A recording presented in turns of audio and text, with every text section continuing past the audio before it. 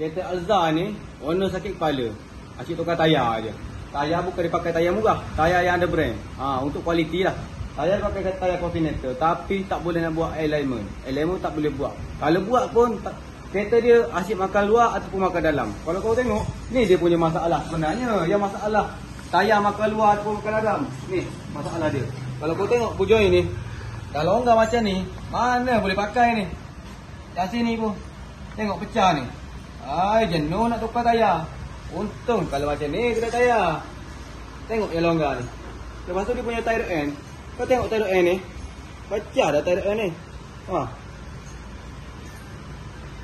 Tire end sebelah kiri, sebelah kanan. Yang ni kita tukar one set tu sebab dia mari sekotak terus one set. Ni je masalah sekarang kereta ni.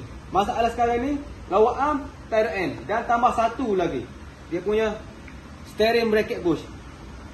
Steering cushion orang panggil. Bukan sofa, cushion. Steering bracket bush. Yang ni penyebab masalah kereta ni. Yang masalah asyik makan dalam, makan luar. Tayar dia ni tak settle kalau tak buat benda ni. Tukar tayar 10 kali pun untung kena tayar.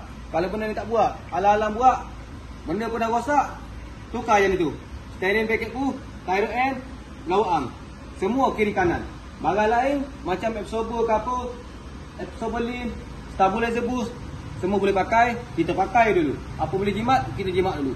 Kita cari apa punca masalah untuk settlekan masalah tayar makan dalam ataupun makan luar.